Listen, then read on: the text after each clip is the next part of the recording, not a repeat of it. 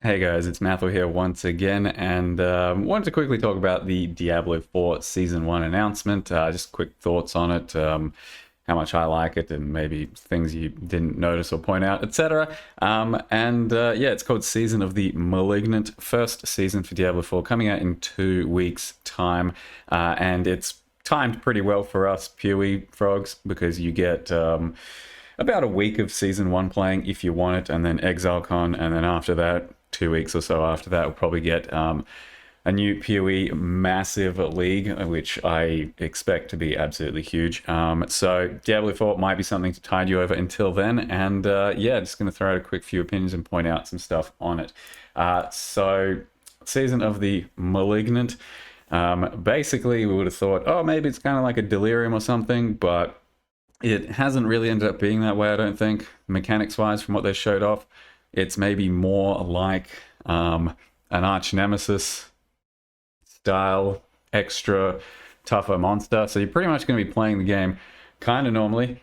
Sometimes you come across an elite, and sometimes it'll get a bit tougher if you kill it and then press something and kill it again. And then it might drop something, and it might be something good for your build.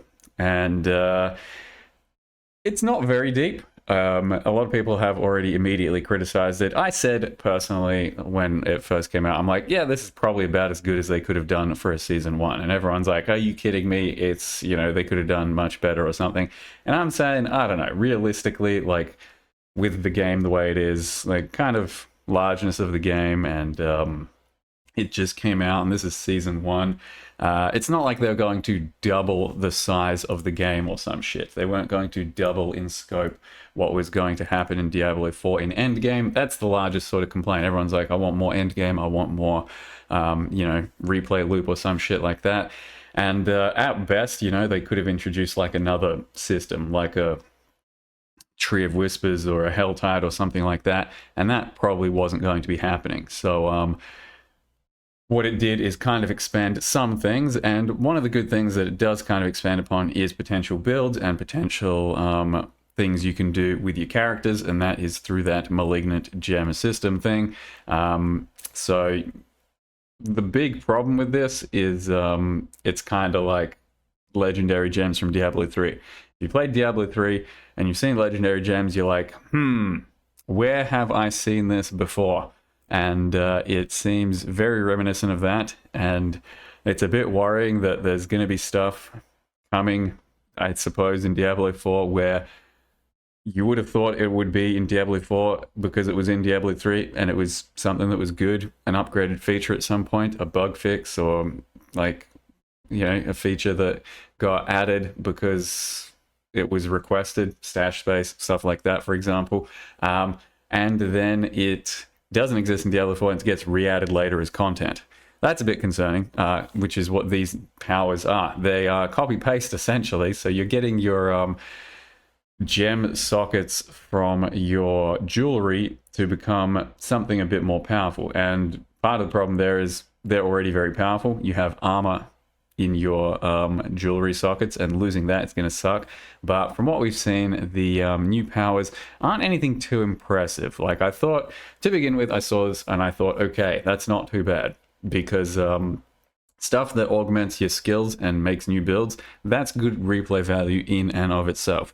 A large part of the reason I can re-level characters, even in this game, is because I'm like, I want to try a new build. I want to have a basically different playthrough by making my character completely different. And there needs to be more options for that to happen with the Diablo 4 system. Currently, there are not too many builds you can play for each class, and from what we've seen, like, I was like excited that maybe this is going to give a lot more builds to play, but from what we've seen, it's nothing too impressive. And by that I mean they did kind of show off a few of them, or at least they showed off one very specifically. But then we got very small glimpses of some others that I saw some screenshots of, and yeah, they're not really game changers. They're just going to be some extra lightning damage or some shit, which will be cool. Some like attack speed, some extra chance to get some other stuff. Basically, it is going to be a bit not functionally changing of your skills enough. So that's kind of what I was hoping for, that some of these new powers would be, altering the way you play some builds, some skills, and it doesn't look like it's going to be much of that from what we've seen so far. So I'm a bit worried about that because, like I said, a large part of the replayability is being able to choose new builds, being able to craft new builds, and there's already kind of a bit of a limit on that. So part of what Season 1 needs to entail, for me anyway, to really care, is skill balances and stuff like that. I was hoping for more of that, but we so far haven't really heard much about that. One of the other things they did say is a new boss battle. That could be cool, but I mean, there's currently like one boss battle in the game, and it's Uber Lilith, and it is very far and out of reach of most players and most builds. So if it's another one like that, that doesn't help us. If it's something a bit in between, then I mean, it's only one thing to kill, and it probably wouldn't be that hard, right? It's either going to be really hard and kind of unattainable, or it's going to be pretty just nothing. We'll see. But the other thing is they did say 6 new uniques and 7 legendary aspects. That's really not that many because they said new aspects, new uniques. So I'm like, okay, maybe more builds. But then when you look at the page here, it says 7 new aspects, and I suppose that's going to be kind of generic, because they can't be like 7 for each class in this case. And then 6 new uniques, and that's also not that many. And their presentation style for this does lack a bit because they really have the opportunity to kind of sell you a bit more on the hype, show you a couple of the new uniques, things that you might be able to find. But at this stage, we don't know what they are, and there's not that many of them, and chances are they could just be another Giga Rarity unique. So not too sure. So as people criticize, their presentation style for this was a bit still too haphazard, a bit chopped up. And then, of course, the Diablo Immortal fiasco. Everyone doesn't want to see Diablo Immortal to begin with. But, I mean, from their point of view, from the business side of things, it's their best chance to push their cash cow money product as a big ad before the real thing that everyone wants to see. So, I mean, it makes sense that they're going to do that. And it makes sense that people are unhappy about it. Either way, yeah.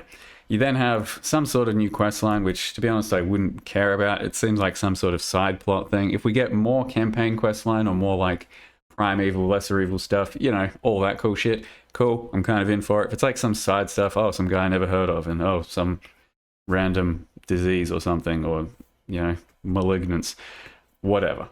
That's probably nothing for me. You then have the season journey, which is going to be kind of like progression stuff that you go through that helps you get a bit more into the season and the game. Some stuff that's going to buff little things here or there. And then the battle pass, which, once again, I think at best this thing is going to keep you in the game a bit longer, trying to tick off some boxes, trying to go for some extra, completion, because progress, it's a large part of why we can play these games for a longer period of time. You're incrementally chipping away at something, and hopefully that's your gear and your character, but other things as well, like achievements and challenges. It is something. And the battle passes are free to begin with, and then there's like a better battle pass or some shit. I don't know, figure that out when we get to it. Overall, season 1, I mean, it doesn't look too bad. It doesn't blow my mind. It's not something I think is going to keep me in the game too long. So up until ExileCon for sure, and then I don't know, we'll see after that. This is something that's probably not too bad for the majority of casual Diablo 4 gamers. If you're expecting like big PoE revamp style leagues or something, it's probably not the time for that yet. Maybe in the future they might expand that way, but currently it doesn't look like Diablo 4 is set to expand their game in double in any way for, like end game replayability or anything. The other thing is, there's just still a lot that the game needs in terms of polish and in terms of like fixing and just slight difference of opinion on direction, I'd say. But overall, I mean, it's still not bad. It's not going to contend with PoE in the PoE's world of, deep ARPG. It's quite a lot more shallow, but it's got its satisfying moments. There's just a lot, I think, that could easily be fixed. And there's also a lot where I'm like, why is that a thing? How I don't get it. Why, like, it had to be an accident or a mistake. It shouldn't be a conscious decision to do that. So I don't know if that's me being a hater, but I'm still playing the game, enjoying the game. I just can't help but feel that a lot of the time I am poking holes in various things. And maybe I actually really want to and absolutely will try to look at PoE from more of a fresh perspective next time I log back in, you know, see things that I really don't like and point them out, because I don't want to be a strict hater against other games, and I'm sure there's things in PoE that I have just kind of glossed over and gotten used to over the years,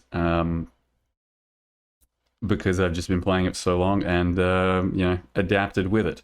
But I would like to have another look at it and see if there's things I really don't like that I could also maybe criticize and bring up as points of hopeful change.